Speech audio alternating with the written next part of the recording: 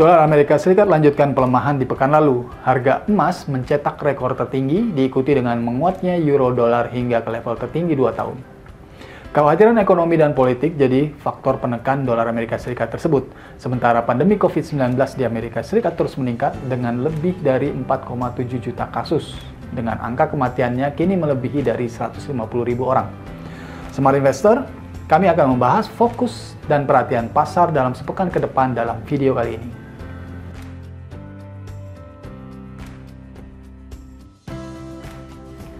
Pelemahan dolar Amerika Serikat masih diikuti dengan pelemahan bursa saham dan juga yield obligasi Amerika Serikat bertenor 10 tahun karena kekhawatiran ekonomi dan politik Amerika Serikat yang menyertai peningkatan kasus pandeminya. Dalam tabel berikut bisa kita perhatikan indeks saham Dow Jones ya dan Stock 600 serta juga Hang Seng mengalami tekanan di penutupan pekan kemarin dari penutupan 24 Juli pekan sebelumnya ya. Dan indeks saham Shanghai namun di sisi lain mengalami penguatan di penutupan kemarin dari pekan sebelumnya. Sementara aset haven melonjak menembus rekor barunya sebelum ditutup di kisaran $19.73 per troy ounce untuk harga emasnya.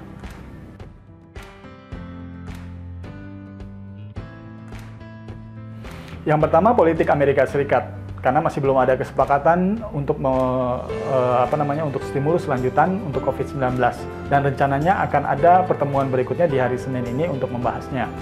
Selain itu, komentar penundaan pemilu presiden dari Donald Trump serta ketegangan hubungan Amerika Serikat dan China juga masih jadi perhatian.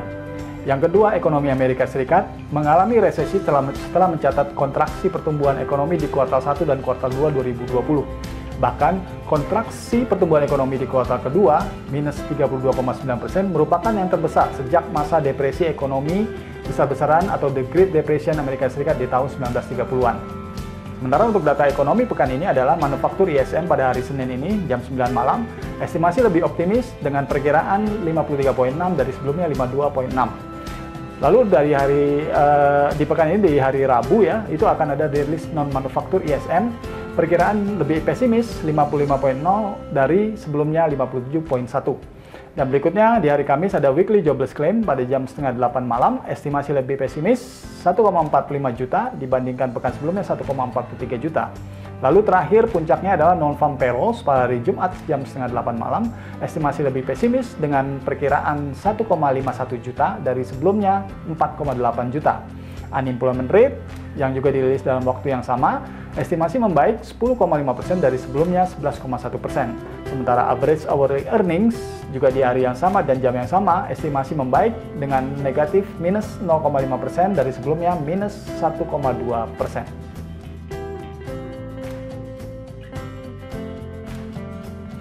Harapan tercapainya kesepakatan untuk stimulus lanjutan Amerika Serikat di pekan ini, serta estimasi data ekonomi Amerika Serikat yang relatif masih membaik ya.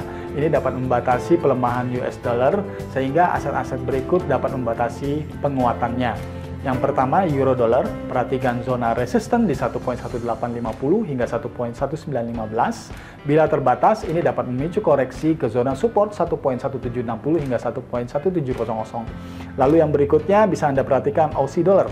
Ini juga memperhatikan zona resisten 0.7180 hingga 0.7230. Selama masih efektif, ini dapat memicu koreksi ke zona support 0.7100 hingga 0.7060. Dan yang terakhir adalah dolar Swiss franc ya.